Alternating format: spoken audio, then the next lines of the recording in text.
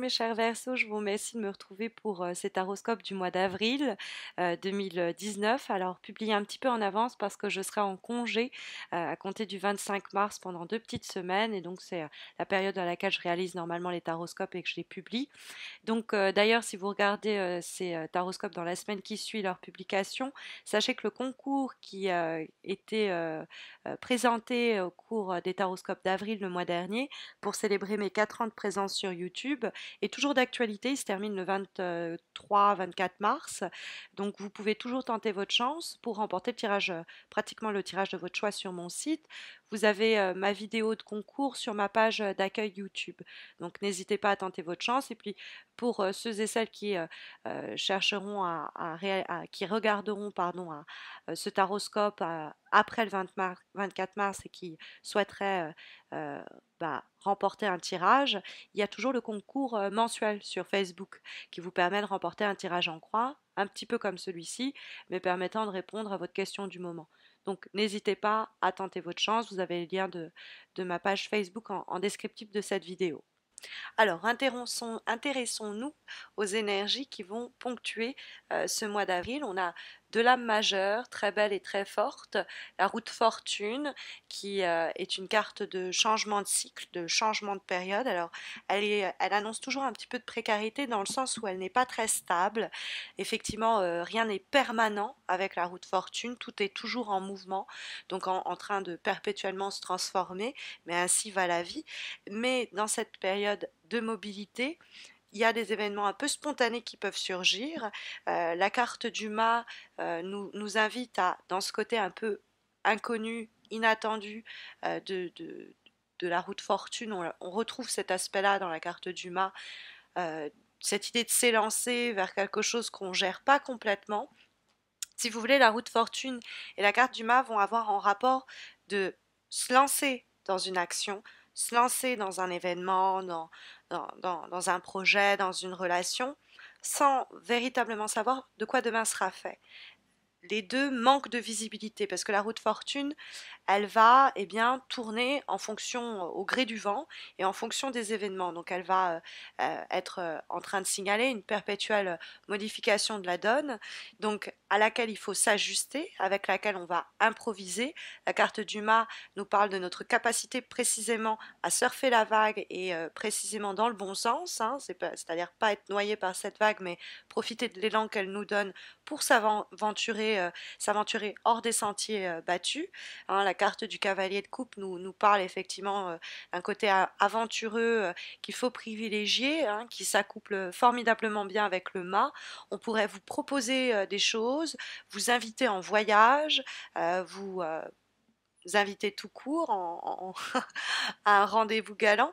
On peut vous proposer une aventure, c'est-à-dire un projet, quelque chose qui vous donne envie et bon, qui vous donne peu de visibilité sur du long terme, ça c'est évident parce que on a effectivement le 2 de bâton qui se trouve dans les obstacles et qui vient corroborer l'idée du mât et de la roue de fortune qui manque de visibilité sur du long terme. Le 2 de bâton normalement essaye de se projeter loin et là il y a effectivement l'idée que c'est un peu le fouillis, que c'est un peu le bazar, hein, on n'y voit pas clair. On se pose encore pas mal de questions, il y a encore des changements en cours, c'est ce que d'ailleurs annonce la roue de fortune. Néanmoins, même le 2 de bâton, même s'il se trouve dans les obstacles, ça reste une très belle carte et une très bonne carte qui parle de projet d'avenir. Et le mât, il se dit, ok, je ne sais pas très bien les risques que je prends exactement, mais j'ai envie de me laisser tenter, de me laisser séduire, des fois littéralement d'ailleurs, dans ce côté un peu inattendu qui me tend les bras. La roue de fortune, c'est une période en plus où, dans le cadre des risques que l'on va prendre sans savoir exactement sur quoi ça va déboucher, eh bien, on est en train de semer des choses qu'on va récolter plus tard qui vont participer à consolider notre avenir amoureux, professionnel, matériel, etc. Hein. Et il faut se saisir du coup de ces coups de chance, de ces événements imprévus que la vie va nous mettre sur le chemin pour prendre des risques et tenter de nouvelles choses. Hein, la carte de la roue de fortune nous parle par exemple sur le plan professionnel de mutation. hein. On nous propose de changer de lieu géographique pour exercer. Alors ça met un peu sans dessus dessous nos projets d'avenir et on a du mal un peu d'imaginer où on en sera dans un an ou deux. Mais le mât qui prend son baluchon et se lance, ce cavalier de coupe qui se met sur son cheval et qui galope, nous dit qu'il faut absolument ces surprises et ces mutations les accepter, quoi. C'est un peu des prises de risques, c'est des paris qu'on se lance à soi-même, mais ce côté aventureux va être récompensé, hein. Il y a beaucoup d'énergie qui nous pousse dans le même élan de tenter des choses. Alors, ça peut être une période aussi très mobile où on fait plein de rencontres, il se passe pas mal de choses, parce que la route fortune est assez électrique, avec le mât en plus qui donne des voies nouvelles qui s'ouvrent à nous. Bon, c'est un peu au hasard, au petit bonheur la chance. Quelquefois, la route fortune, c'est pas forcément nous qui avons exercé un contrôle sur des événements pour les faire se matérialiser. C'est vraiment, hop, le destin qui nous dit, voilà, il y a cette possibilité-là, c'est un coup de chance, soit on en profite, soit on n'en profite pas. Et le tirage nous encourage vraiment à profiter de ces rencontres multiples parce que dans ce cadre-là, on pourrait faire une rencontre clé qui pourrait déboucher sur le boulot de nos rêves, sur un autre lieu d'habitation, sur une nouvelle rencontre amoureuse. Il y a aussi peut-être quelqu'un qui effectivement rentre dans notre vie sur le plan affectif. On a quand même le cavalier de coupe qui est porteur d'un gobelet d'or, symbole d'affection et d'émotion. Donc on peut avoir être en rapport avec quelqu'un dans une, par exemple, une relation à longue distance ou quelqu'un qu'on a rencontré à l'étranger dans le cadre d'un déplacement et on se dit finalement bon on vit ce qu'on a à vivre, on ne sait pas du tout de quoi sera fait, de quoi demain sera fait, puisque il y a des éléments qui se mettent en travers de notre route pour nous projeter, mais qui vivra verra.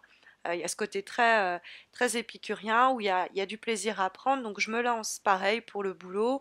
Bon, je sais pas si demain, si dans un an je serai encore au même poste, mais l'aventure vaut le coup. Le jeu en vaut la chandelle, hein. C'est un peu l'idée de la route fortune qui va nous pousser dans ce sens-là. Et c'est presque même le destin qui nous met sur ce chemin-là, sur cette voie-là. Parce que c'est quelquefois des forces un peu plus fortes que nous, sur lesquelles, comme je vous dis, on n'exerce pas véritablement d'emprise, qui ont décidé que c'était le moment où les choses se mettaient en mouvement. On a, dans le cadre du 2 de bâton, effectivement, un peu de désorganisation, c'est-à-dire que on avait un équilibre en place et il est question ici peut-être tout envoyer en l'air, de de tout remettre en cause ou en question, mais le stress ou l'angoisse qui pourrait nous retenir, il est tout simplement à la peur de ce que recèle ce potentiel à explorer et à découvrir. C'est normal, on sort de sa zone de confort, donc on va moins gérer, mais pour autant, ça vaut le coup. Peut-être qu'on attendait que certaines idées ou relations mûrissent un peu avant de prendre prendre des risques, qu'on espérait stabiliser un peu la situation, mais qu'on va avoir une opportunité qui va s'imposer d'elle-même et qu'il ne faut pas la laisser passer en disant ah non, j'aimerais que ça mûrisse un peu plus, c'est pas complètement à maturité. Et non, l'occasion se présente là, il faut s'en saisir, hein. On a en effet la carte du mât, hein, qui nous parle des fois de repartir à zéro, hein. Elle porte carrément le chiffre zéro, ça peut être s'élancer, c'est le vide. En fait, le mât, il est entre deux mondes. Il est entre un cycle qu'il connaît bien et qu'il a envie d'abandonner et de laisser derrière lui, malgré le fait qu'on puisse le retenir, hein, le chien, comme ça, il ne le regarde pas, parce qu'il est tout occupé à ce nouveau cycle qui lui tend les bras et ce précipice, hein, au bord duquel il est sur le point de se jeter dans le vide. Et d'ailleurs, sans parachute, c'est pas exactement où il va retomber, mais il se fait confiance. Il y a quelque chose qui le pousse. C'est vraiment le principe d'évolution qu'on retrouve à la base même de la route fortune, qu'on retrouve dans le cadre du mât et qui nous parle de saisir cet instant très carpe diem où il y a quelque chose qui se déroule, il y a un processus qui s'enclenche et on comprend soudainement, c'est mon moment pour agir. Peut-être qu'on va nous recommander plus de prudence, c'est-à-dire qu'on va aller un peu à contre-courant, on nous avertirait, on va peut-être nous avertir dans notre entourage en nous disant ah mais tu le connais pas trop, ah mais tu as jamais fait ça, ah, mais tu connais pas cette zone géographique. Et pour autant, vous savez qu'il faut y aller, hein. Il y a quelque chose comme ça qui hein. Il y a une étincelle qu'on trouve également dans le cavalier de coupe où on va prendre des risques contre la vie des autres, de notre environnement, et on fait bien parce que on se lance un pari à soi-même, ou peut-être que la vie nous lance un pari et on a ce côté un peu téméraire, quelquefois un peu inconscient, hein, du mât, mais qui est ici une sorte d'innocence, un esprit libre qui va se dire, un électron libre qui va se dire ok j'y vais, je me fais confiance, ou je fais confiance un peu à cette opportunité, j'ai envie d'avancer vers cette nouveauté-là, c'est absolument différent de tout ce que j'ai fait, ou je sais absolument pas où ça va m'amener, c'est pas très structuré, mais pour autant ça mérite, vu ce que je ressens à l'approche de ce projet, ça mérite de m'y jeter, hein, parce que, ou de cette relation, hein, notamment, parce que le cavalier de coupe, il est au galop. Donc des fois, c'est des nouvelles émotions qui arrivent au galop en nous, hein,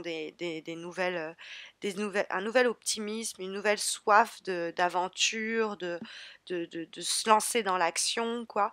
Il y a côté aventureux, aventurier du cavalier de coupe qui est déjà associé à la carte du mât qu'on retrouve, face à peut-être cette opportunité qu'on va nous offrir, cette proposition qu'on va nous soumettre, cette surprise qui va nous tomber dessus et qui peut faire avancer les choses si on décide d'agir tel le cavalier de coupe, c'est-à-dire non pas d'essayer d'y voir plus clair ou de se laisser un petit peu intimider par les changements ou le manque de visibilité que la situation comporte, mais au contraire de ne pas hésiter à saisir cette opportunité, à saisir ce moment pour s'élancer vers cette nouvelle romance, ce nouveau projet qui sera éventuellement cause de célébration, parce que c'est vraiment une belle carte, le cavalier de coupe.